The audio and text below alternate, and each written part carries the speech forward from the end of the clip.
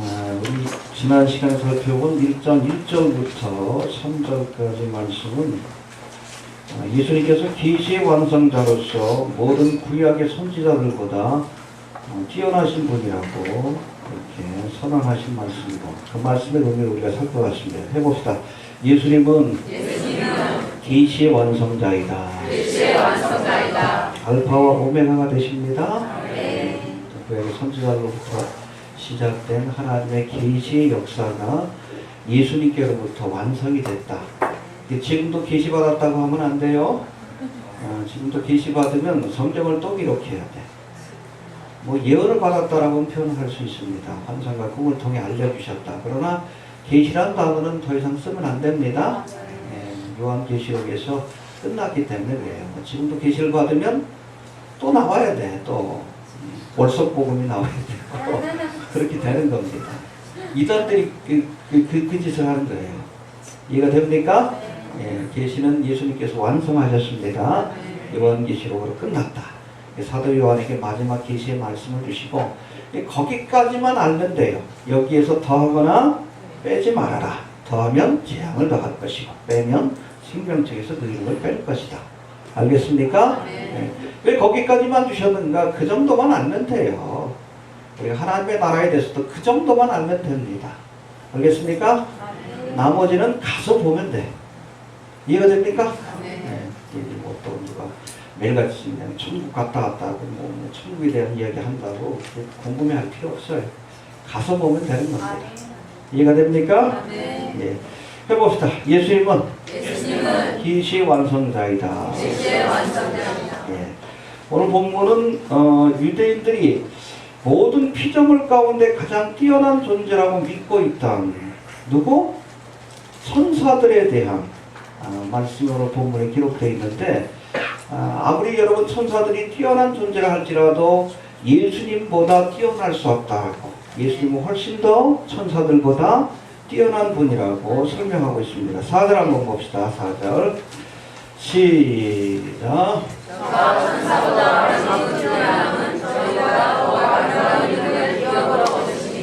예, 얼마큼이라는 단어가 오해가 있는데 아주 비교할 수 없을 만큼 뛰어나다는 뜻입니다. 얼마큼이 아니에요. 비교할 수 없을 만큼. 본질에 있어서 차이가 있기 때문에 그렇습니다. 뒤에서 살펴보겠지만 예수님은 창조자요, 천사는 피조물이요. 비교할 수 없는 아주 뛰어난 분이라고, 그러니까 우리의 경배와 찬양의 대상이 된다라고 설명하고 있는 겁니다. 할렐루야. 근데 문제는 여러분, 유대인들이 그 당시에 이 천사들을 하나님 다음으로 아주 경외하는 영적인 존재로 인식하고 있었는데, 이것은 구약시대마다 중요한 순간, 중요한 사건마다 하나님이 누구를 보내? 천사들을 보내셔서 하나님의 메신저의 역할을 감당하게 했던 그 사건 때문에 그렇습니다.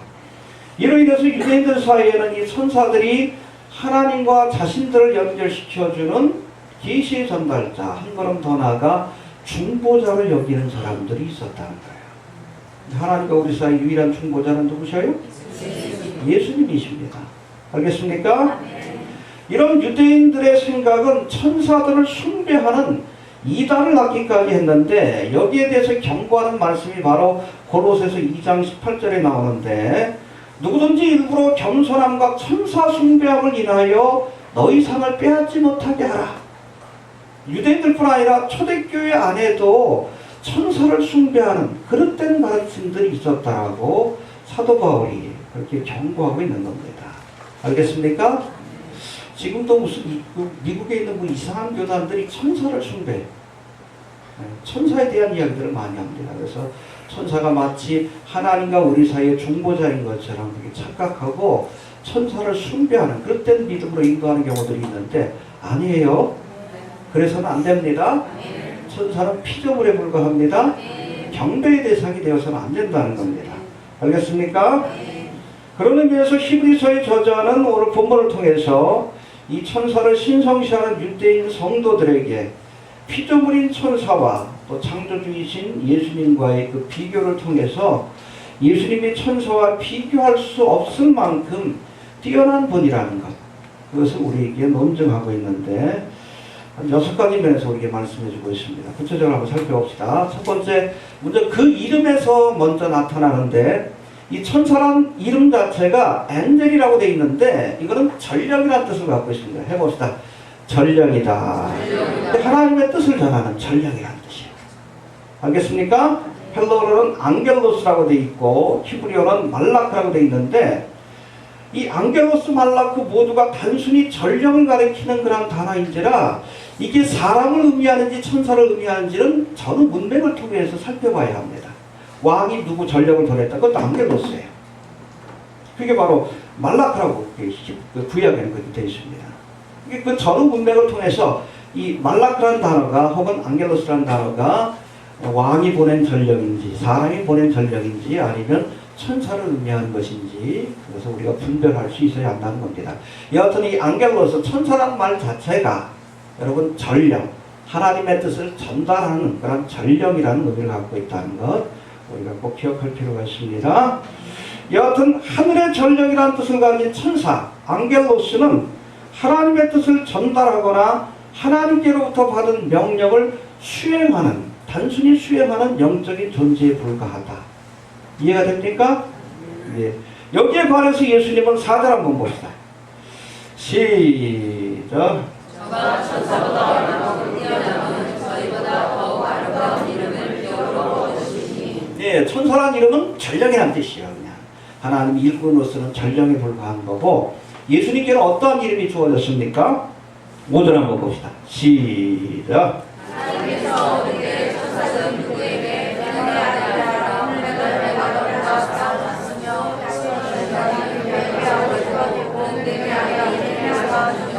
네, 너는 내 아들이라 시편의 말씀을 인용한 건데 해봅시다.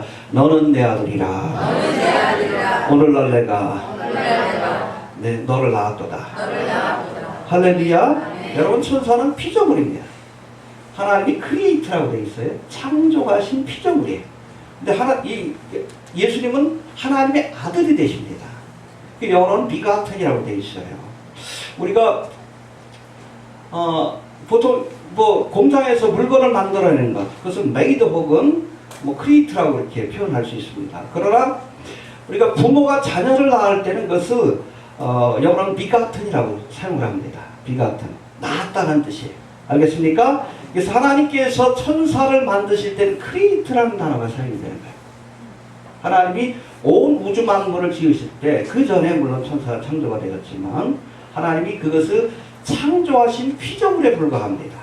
그러나 예수님은 하나님이 낳으신 자입니다. 여러분 자녀들은 부모의 유전자를 그대로 이어받아가지고 부모의 모습 그대로를 닮아 있어요. 발가락이 닮았네. 그 소설 읽어보셨어요? 부인이 아들을 낳았는데 보니까 닮은 데가 하나도 없어. 자식이면 나를 닮아야 되는데 찾다 보니까 발가락이 닮았네. 실제로는 그 부인이 바람을 핀 거죠. 여하튼 그런 겁니다. 자, 해봅시다. 자녀는 부모를 닮게 돼 있다. 그래서 예수님은 하나님의 아들이라고 하는 것은 우리가 지난 시간에도 살펴봤듯이 예수님은 하나님의 본체의 형상이요 영광의 광채이신데 그 모습 그대로를 그렇게 닮은 모습으로 알겠습니까? 그렇게 나신 분이다. 하나님의 DNA, 하나님의 본체 형상을 그대로 가지고 계신 분이다. 그런 의미에서 예수님을 비가픈 성, 하나님이 낳으신 자다라고 표현하고 있는 겁니다. 알겠습니까? 네, 그래서 천사는 피조물이에요. 그러나 예수님은 하나님의 형상을 따라 낳으신 분. 이거 참 설명하기 힘듭니다. 비가튼 그렇게 설명하면 될 것 같습니다. 알겠습니까? 네. 또 6절에서는 이 예수님을 맏아들이라고 이렇게 표현하고 있습니다. 봅시다. 6절 시작. 또 맏아들을 이끌어 세상에 다시 오게 하실 때에 하나님의 모든 천사가 저에게 경배할지어다 말씀하시며. 할렐루야. 헬라어로 보면 이 맏아들이 프로토콘이라고 되어 있는데 처음 난자라는 뜻과 함께 모든 것의 으뜸, first라는 단어의 의미를 생각하시면 될 것 같아요. 처음 난자다. 만물, 우주 만물, 또 천사를 이렇게 짓기 전에 그 먼저 주님께서 존재하셨다는 것을 우리에게 말씀하고 있고, 그리고 모든 것의 으뜸이 되신다. 프로토토카. 할렐루야. 만물의 으뜸이 되시고 온 우주 만물을 다스리고 통치하는 분이 바로 예수님, 맏아들 되신 예수님이다 라고 우리에게 말씀하고 있습니다. 여하튼 여러분, 이 천사는 피조물에 불과합니다. 그러나 예수님은 하나님이 낳으신 분입니다. 이해가 됩니까? 예. 또 두 번째, 오늘 본문에 보니까 이 천사는 예배를 드리는 자고 예수님은 경배와 찬양을 받으시기에 합당한 분입니다. 왜? 성부, 성자, 성령 삼위일체 하나님이시기 때문에. 할렐루야. 6절에 남아있는 거 한번 볼까요? 시작.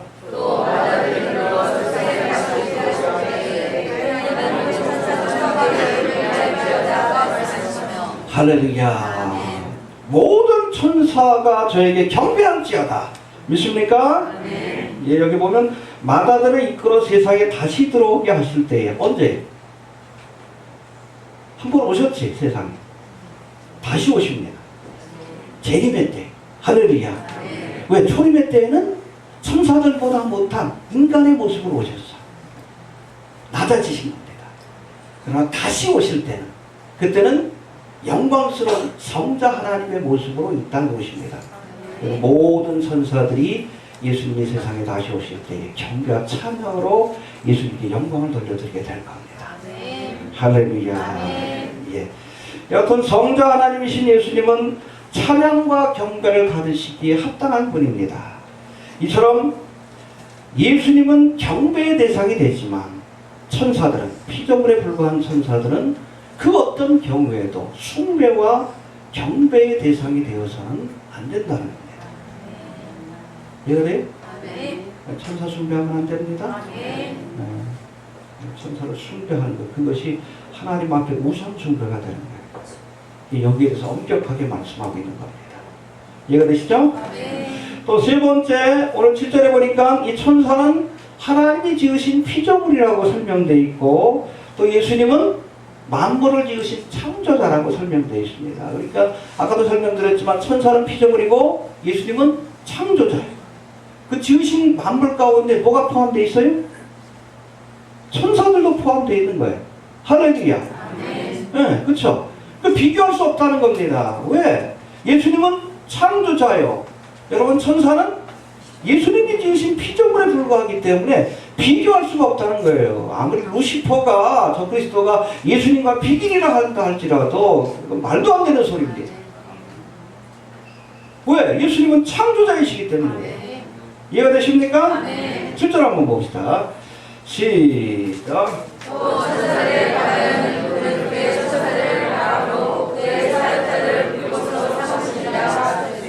바람으로 불꽃으로 쓰기 위해서 지음받은 피조물이라는 얘기예요. 하나님의 전령으로, 하나님의 도구로 쓰시기 위해서. 그렇잖아요. 우리가 도구를 만들잖아요. 그렇잖아요. 그릇을 쓰려고. 하나님께서 쓰시기 위해서 만드신 피조물에 불과하다라고 우리에게 말씀하고 있습니다. 특별히 시편 148편 2절부터 5절까지의 말씀을 보면, 그의 모든 사자여 찬양하며 모든 군대여 찬양할지어다. 해봅시다. 그의 모든 사자여 찬양하며 모든 군대여 찬양할지어다. 예, 이 모든 사자와 군대는 천군 천사를 위합니다. 이해가 됩니까? 해와 달아 찬양하며 광명한 별들아 찬양할지어다. 하늘의 하늘도 찬양하며 하늘 위에 있는 물들도 찬양할지어다. 그것들이 여호와의 이름을 찬양할 것은 저가 명하심에 지음을 받았습니다. 할렐루야. 우리가 보이는 우주 만물뿐 아니라 코스모스뿐 아니라, 물론 그 전에 여러분 이 천사들을 지으셨는데, 이 영적인 존재인 천사들도 하나님께 지음받은 피조물이라고 이렇게 분명히 말씀하고 있습니다. 할렐루야. 예. 해봅시다. 천사들도 하나님을 찬양하도록 지음받은 피조물이다. 그 하나님 안에는 성부, 성자, 성령, 삼위일체 하나님이 포함되어 있는 거예요. 예수님이 바로 천사를 지으셨고 천사들의 찬양과 경배를 받으시기에 합당하신 창조주가 되신다는 말씀입니다. 할렐루야. 그럼 천사들이 언제 창조되었는가? 욥기 38장 6절 7절에 보면 그런 말씀이 나옵니다. 해봅시다. 하나님이 땅에 기초를 놓을 때에 하나님의 아들들이 다 기쁘게 소리하였다. 여러분, 욥기에 나오는 이 하나님의 아들들은 성도들이 아니에요. 천사들을 의미합니다. 천사들을 의미하는 단어예요. 여튼 하나님이 땅에 기초를 놓을 때, 그렇죠? 우주 만물을 지으실 때에 이미 천사들이 존재했다는 거예요. 그러니까 여러분, 태초 하나님이 천지를 창조하시기 이전에 영적인 피조물인 천사들이 지음을 받았다. 우리가 이렇게 유추해 볼 수 있다는 겁니다. 이해가 됩니까? 예. 이렇게 지음받은 천사들 가운데 이제 천사장 루시퍼와 함께 하나님을 대적하다가 내가 하나님과 비기라 했다가 쫓겨난 자들이 바로 타락천사들, 사탄 마귀들이에요. 우리나라에서는 귀신들로 표현되어 있는데 악한 영들입니다. 사람이 죽어가지고 그 영혼이 귀신이 되는 게 아니에요. 타락천사들입니다. 근데 유독 우리나라에서는 뭐 귀신들이 그러지 물어보면 축제하는 분들이 물어보면 네 할머니다, 네 조상이다 이렇게 얘기하는데 근데 잠깐 매스크레이드 하는 거예요. 가면을 쓰는 겁니다. 우리나라 사람들 조심이 좋으니까 부모를 섬기고 하는 마음이 있으니까 뭐 네 부모다 할머니다 그러면 안 쫓아내니까 그래서 그런 것뿐이에요. 타락천사들입니다. 알겠습니까? 예, 그걸 마귀 혹은 귀신들이라고 이렇게 표현하고 있고 그 우두머리가 누구요? 사탄아, 대적하는 뜻이에요. 루시퍼가 사탄이 되는 겁니다. 하나님을 대적하다가 사탄이 된 겁니다. 이해가 됩니까? 이렇듯 성경은 천사들을 영적인 피조물로 묘사하고 있는데 반해서 하나님의 아들이신 예수님은 모든 세계를 지으신 창조자라고 선언하고 있습니다. 2절에 나오죠? 2절 다시 한번 봅시다. 시작.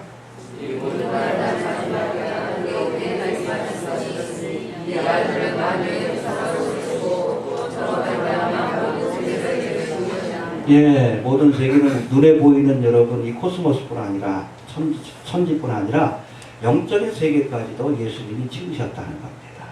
그래서 아까도 말씀드렸듯이 예수님과 천사의 관계는 창조주와 피조물의 관계예요. 그러니까 천사가 예수님을 경배하는 겁니다. 창조주가 되시기 때문에. 이해가 되시죠? 네. 또 네 번째, 천사는 계시의 전달자이지만 예수님은 계시 그 자체예요. 말씀이 그렇죠.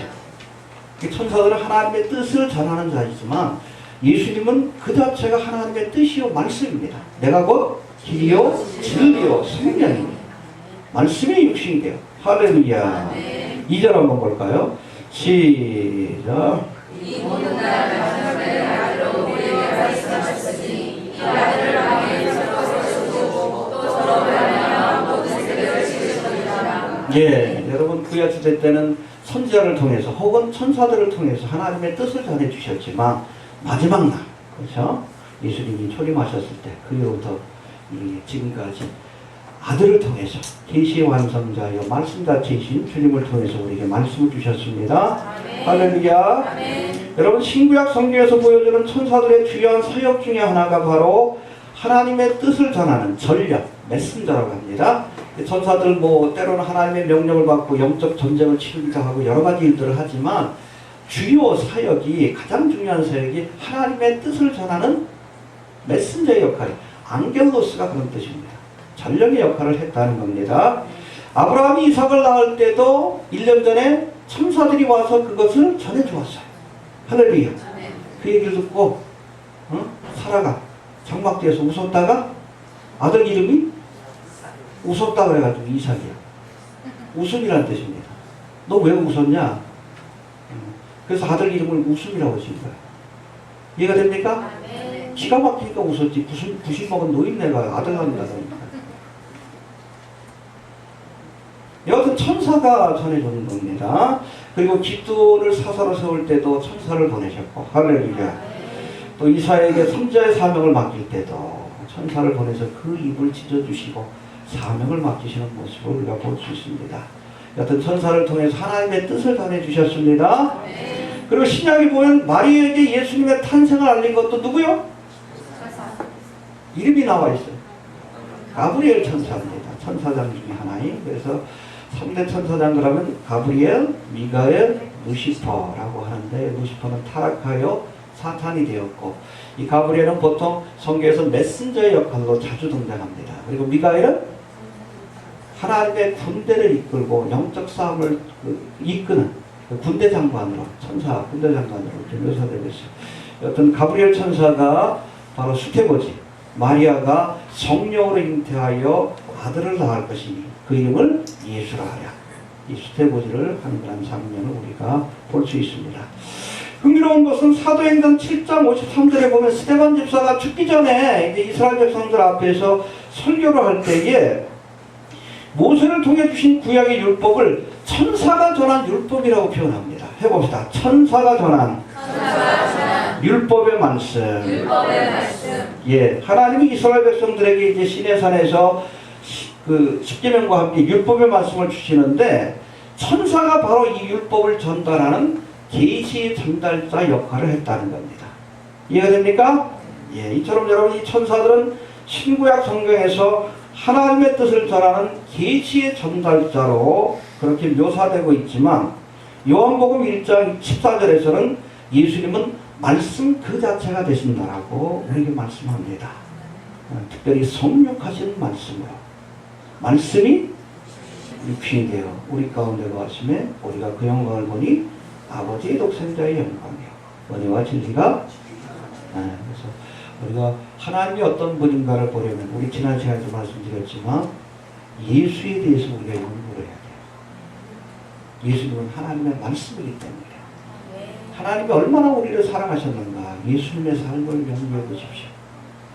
하나님이 얼마나 죄를 미워하시는가 예수님을 보시기 바랍니다. 하나님이 얼마나 우리를 구원하시기를 원하시는가 예수님을 보세요. 이해가 됩니까? 네. 예수님은 바로 말씀 그 자체, 계시 그 자체라고 우리에게 말씀하고 있습니다. 비교가 될 수 없죠? 계시의 전달자와 계시 그 자체, 말씀 자체이신 예수님. 네. 그리고 다섯 번째로 천사들은 섬기는 영이지만 종입니다. 한마디로 예수님은 만왕의 왕이 되신다라고 말씀하고 있습니다. 할렐루야. 7절 한번 봅시다. 시작.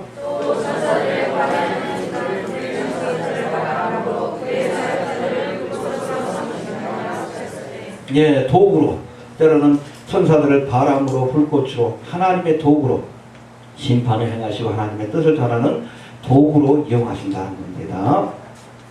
그리고 14절 한번 봅시다. 14절 시작. 모든 천사들은 우리는 영으로서 언어를 천사들을 위하여 섬기라고 보내시지 않으며 예, 이 천사들이 하나님을 섬기는 그러한 그 사역자일 뿐 아니라 한 걸음 더 나아가 여기 뭐라고 되어 있어요? 구원하던 후사들 누구요? 성도들을 섬기라고 보냄받은 자들이다. 할렐루야. 근데 어리석게도 성도들을 섬기라고 천사를 보냈는데 성도들이 오히려 천사들을 섬겨. 이해가 됩니까? 초대교회 이런 일들이 벌어졌다는 거예요. 근데 천사들뿐 아니라 여러분 교회 안에서 수용받은 모든 사역자는 하나님이 성도들을 섬기라고 세우신 직분자예요. 근데 미련한 성도들이 목사를 섬겨. 캐톨릭에서 누굴 섬겨? 교황을 섬겨. 똑같아요. 초대교회에서 천사를 숭배하는 거나 로마 카톨릭에서 교황을 숭배하는 거나 한국교회 특별히 대형교회에서 목사들을 섬기는 거나 그게 무상이에요. 목사 섬기지 말아요. 예수를 믿어야지 목사를 믿어.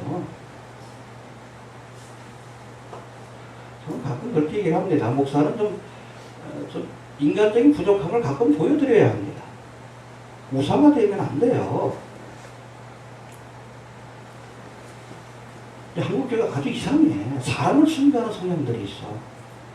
그러니까 목사도 하나의 우상처럼. 그걸 이용해가지고 막 성적으로 착취하고 그렇잖아요. 전병 이재욱이 물질을 착취하고 영적으로 착취하고 그렇잖아요. 섬김의 대상이 아니에요. 목사가 여러분들을 섬기는 거지. 예수님 그랬잖아요. 나는 섬김을 받으러 온 것이 아니라 섬기러 왔다. 너희도 그렇게 해라. 근데 목사를 섬겨. 왜? 왜 교황을 섬겨요? 미니스트리입니다. 미니스트리. 사역자라는 뜻이에요. 그 위로는 하나님 섬기고 천사들도 말씀하잖아요.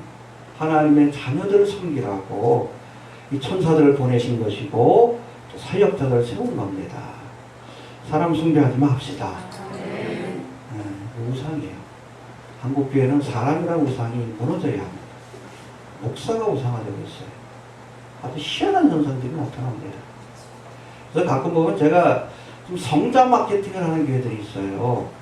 목회자가 무슨 이런 일들을 하고 뭐 그냥 뭐 특별히 은사가 있는 것처럼 특별히 마치 남들과 다른 그런 거룩한 삶을 산 것처럼 자칫 잘못하면 목사가 우상이 됩니다.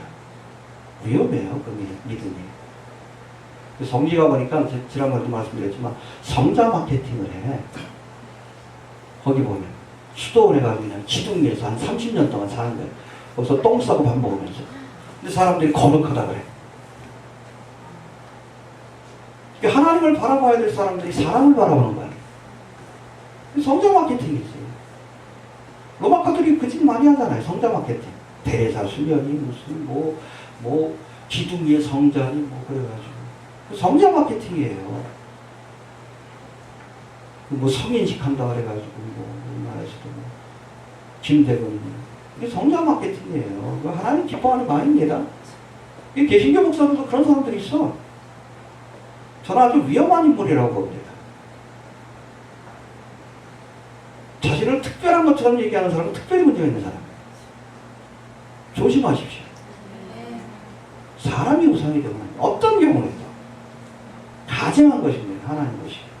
이게 천사가 됐든 교황이 됐든 목사가 됐든 직분자들은 다 성도들을 섬기라고 세우신 위로는 하나님을 섬기지만 그런 하나님의 종이라는 것을 우리가 꼭 기억할 필요가 있습니다. 알겠습니까? 이처럼 여러분 천사들이 종이라면 예수님은 만왕의 왕이 되십니다. 주인이십니다. 할렐루야. 8절에 나와 있죠. 8절 시작.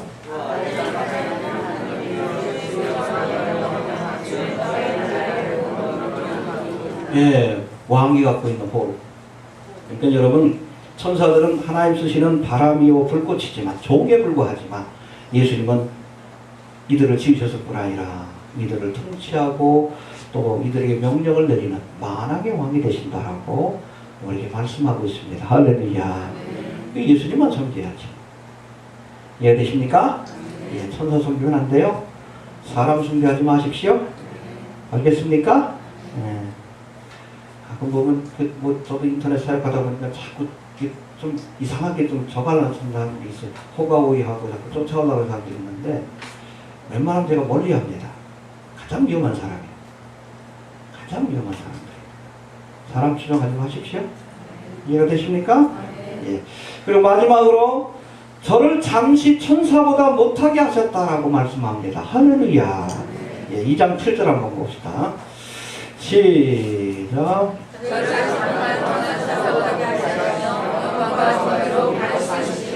할렐루야. 그렇죠. 본래는 여러분 창조주요 그리고 만물을 다스리는 만왕의 왕이 되시지만 예수님을 잠시 잠깐 천사들보다 못하게 하셨다. 바로 인간의 몸을 입고 이 땅에 오시게 하셨고 십자가를 지기까지 낮아지게 하셨다. 왜? 대속의 사역을 완성하기 위해서 스스로 낮아지신 거예요. 인카네이션, 성육신이라고 하고 예수님의 낮아지심이라고 얘기를 합니다. 신학적으로도 굉장히 중요해요. 그래서 빌립보서 2장에 보니까 너희 안에 이 마음을 품으라고 그리스도 예수의 마음이니 그는 근본 하나님의 본체시나 하나님과 동등됨을 취할 것으로 여기지 아니하시고 오히려 자기를 비워 종의 형체를 가지사 사람들과 같이 되셨고 헬라어는 에스케노센이라고 하는데 낮아지신 겁니다. 비워서 낮추는 이게 예수의 마음이고 우리 그리스도인들은 그 마음을 가져야 돼. 에스케노센 낮아져야 합니다. 그래서 여러분 성령을 받고 예수의 영을 받으면 겸손해져요. 누구든지. 근데 어떤 사람이 영적인 능력이 나타나는데 교만하다. 그건 여러분 예수님의 영을 받은 게 아니에요. 마귀의 영을 받은 거죠. 성령 받으면 겸손해집니다. 악한 영이 역사하면 교만해요. 얼마나 교만한지 모릅니다. 지저분한 줄 알고. 예수님의 마음이 여러분 에스케노스는 자기를 비우고 낮추는 거기 때문에 그래요. 이 마음을 본받고 예수님의 삶을 본받아야, 그렇죠? 사람의 모양으로, 천사들과 못한 사람의 모양으로 이 땅에 오시고 그걸로 끝난 게 아니잖아요. 가장 천박한 죽음을 죽었습니다. 십자가에서 죽기까지 자기를 낮추신 거예요. 그러니까 하나님이 저를 높여서 하늘 보좌 우편에 앉히신 겁니다. 예수의 삶을 본받아야 돼. 우리가 이 땅에서 정말 가장 낮은 곳에 가서 이렇게 섬기는 자가 하나님 앞에서는 가장 높은 자가 되는 거예요. 할렐루야. 천사들보다 잠시 못하게 하시고 사역을 감당하게 하기 위해서. 믿습니까? 이처럼 예수님이 십자가의 사역을 감당하기 위해 스스로를 낮추어 인간의 모습으로 우리를 찾아오셨는데, 그런데 이렇듯 낮아지신 예수님의 모습을 보고 예수님을 천사보다 못한 존재로 여기는 어리석은 자들이 있었다는 겁니다. 이해됩니까? 우리를 구원하기 위해 스스로를 낮추셨는데 그 모습, 인간의 모습을 보고 별것 없네? 그죠? 얼마나 미련합니까? 겉모습만 보고 그런 거예요. 사실 예수님의 겉모습은 흠모할 만한 것이 없다고 그랬어요. 마른 땅에서 나온 순과 같이, 광야에서 나온 그런 마른 순과 같이 보잘것없다고 그랬어요. 우리 성화를 보면 예수님 잘생기게 나와 있죠? 아니요, 못생겼어요. 여러분들이 훨씬 예수님보다 잘생긴 겁니다. 흠모할 만한 것이 없다고 그랬어요. 보기 힘들다는 얘기예요. 못생겨가지고. 그런 겁니다. 근데 그 모습을 보고 예수님을 멸시하는 사람들이 있는 거예요. 겉모습에 우리가 속으면 안 됩니다. 예. 아무튼 우리가 예수님의 내면, 성자 하나님으로서 그 내면의 모습을 우리가 볼 수 있어야 합니다. 예. 우리가 전에 그 성막을 연구할 때도 살펴봤지만 이 성막은 예수님과 또 예수님의 사역을 예표하는 대표적인 성물입니다. 그래서 우리가 구약에서는 성막이 제일 중요해요. 율법이 중요한 게 아니에요. 율법의 역할은 뭐예요? 죄를 깨닫게 하고 우리를 제단으로, 성막으로 인도하는 거예요. 이 성막에서 드려지는 모든 제사와 거기 있는 모든 기구들, 이 모든 것들이 다 예수님의 우리 성품과 사역을 예표하고 있습니다. 할렐루야. 성막을 연구하면 예수를, 복음을 보게 돼요. 구약의 복음이 바로 성막입니다. 아무튼 예수님을 또 예수님의 사역을 예표하는 그런 성물인데, 이 성막에 우리가 문을 통과해서 번제단과 물두멍을 지나면 하나님이 계신 어디로 들어갈 수 있습니까? 성소와 지성소로 들어가게 됩니다. 할렐루야. 이 성소와 지성소는 황금으로 된 기둥들로 벽을 세우고, 그래서 들어가보면 황금집이라고 얘기를 해요. 사방이 황금으로 되어 있습니다. 그리고 그 위에 네 겹으로 덮개를 씌워놨는데, 이렇게 벽을 이렇게 황금으로 된 기둥으로 벽을 세워놓고, 성소와 지성소 이렇게 세워놓고 나서 그 위에다 덮개를 씌웠는데, 하나만 씌운 것이 아니라 몇 개를? 네 개의 덮개를 씌웠어요. 오, 그러신 분 계시는데 한번 좀 살펴보시길 바랍니다. 네 개의 덮개를 씌워놨는데 맨 안쪽이 뭐로 돼 있죠? 가느끼의 꽃 배실과 청색과 자색과 홍색과 네 가지 실을 가지고 그룹들, 천사들의 모습 아주 화려하게 쏘놓았습니다. 그리고 그 다음에 뭘 씌워놨습니까? 염소털로 만든 덮개를 씌워놨습니다. 큰 덮개를 씌워놨어요. 그리고 나서는 붉은 물들인 순양의 가죽으로 다시 한번 넣었습니다. 예수님의 보혈의 피로 덮는 거예요. 그리고 맨 위에는 뭐로? 해다리 가죽이라고 하는데 물개 가죽이라고 보시면 돼요. 물개 가죽. 어때요? 거무튀튀하지? 거무튀튀해. 물개 가죽. 물개 가죽. 그러니까 여러분, 우리가 이 성막을 겉에서 보면 별볼일 없어요. 그냥 거무튀튀하니 뭐 저런 게 있나. 특히 울타리에 가려진 이 성막의 모습을 보면 화려하지 않습니다. 예수님의 겉모습이 그런 거예요. 인성이 그렇습니다. 흠모할 만한 것이 없습니다. 그러나 우리가 성막에 문을 들어가서 번제단을 통과하고 물두멍을 통과해서 성소로 들어가게 되면 얼마나 화려한지 몰라요. 양쪽이 뭐로 돼 있어? 금으로 돼 있고 위에는 네 가지 색깔을 수놓은 그룹들이 날개를 치는 모습을 보여주고 있고 그리고 거기에 있는 성물들은 다 황금으로 만들었어요. 그래서 여러분 성막을 황금집이라고 얘기를 합니다. 우리가 예수님을 겉에서 보면 흠모할 만한 것이 없어요. 별볼일 없는 사람 같아요. 예수님의 그 내면, 믿음의 눈으로 예수님의 성자 하나님 되신 예수님의 본질을 살펴볼 때 얼마나 영광스럽고 존귀한 존재인지를 우리가 알 수 있다는 겁니다. 믿음을 가진 사람만 예수님의 본질을 볼 수 있는 거예요. 이해가 됩니까? 근데 왜 사람들이 천사를 숭배해? 예수님의 본질을 못 보고 겉모습만 보고 아유 별볼일 없네. 해달의 가슴만 보고 물개 가슴만 보고 예수님 별거 없네. 근거할 만한 것이 없네. 우리의 믿음도 겉모습만 보면 안 돼요. 예수님의 본질을 볼 수 있는 예수님의 인성뿐 아니라 예수님의 심성을 볼 수 있는 그 내면을 볼 수 있는 영적인 눈이 뜨여야 우리가 비로소 예수님이 어떤 분인지를 바르게 알 수 있다는 겁니다. 할렐루야. 많은 사람들은 성육하신 예수님의 초라한 그 겉모습을 보고 그렇죠? 예수님의 겉모습을 보고 예수님이 천사보다 못한 분이라고 그렇게 생각을 하지만 사실 여러분 이 성육신의 사건이야말로 예수님이 모든 천사들보다 뛰어나신 분임을 보여주는 가장 확실한 증거가 된다는 것을 우리가 기억할 수 있게 되길 바랍니다. 왜요? 벌레만도 못한 인생을 구원하시기 위해서 예수님이 그 영광을 버리시고 천박한 인간의 모습으로 찾아오셨어요. 천사들은 못하는 일입니다. 이게 예수님의 가장 위대한 모습이기도 해요. 이해가 됩니까? 천사들은 그렇게 못해. 저도 그렇게 못해요. 예수님 그 일을 하셨어. 예수님이 위대하다고 그러는 거예요. 이해가 됩니까? 우리를 구원하시기 위해서 그렇게 낮아지셨어요. 부끄러운 십자가를 지기까지 낮아지셨습니다. 그래서 예수님을 위대하다고 하는 거예요. 알겠습니까? 예.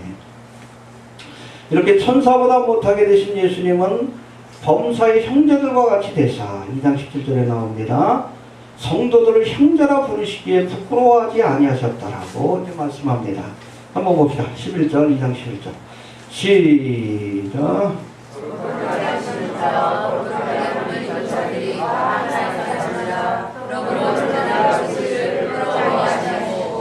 예, 예수님의 낮아짐으로 우리가 예수님의 형제가 됐어요. 즉 하나님의 자녀가 된 거예요. 할렐루야. 예수님이 낮아지셨기 때문에 우리가 예수님을 형제라 부르고 또 하나님의 자녀라는 이름을 얻게 된 겁니다. 할렐루야.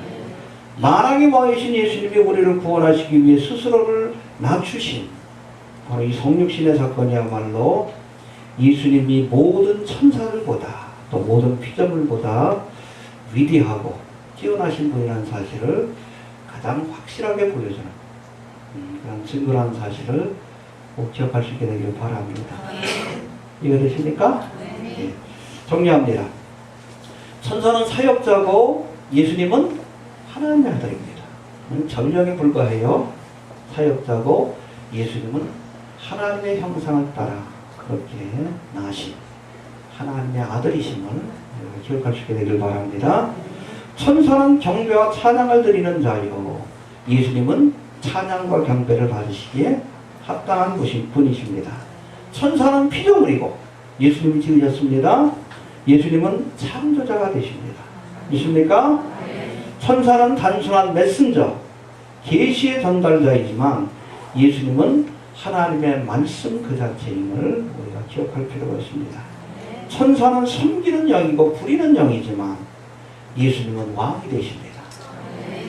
이런 예수님이 우리를 구속하기 위해 천사보다 못한 모습으로 이 땅에 찾아오셨어요. 천사들보다 낮아지셨습니다. 그리고 대속의 사역을 이루셨습니다. 바로 이런 이유 때문에 우리가 예수님을 경배하고 찬양해야 될 이유가 여기 있는 겁니다.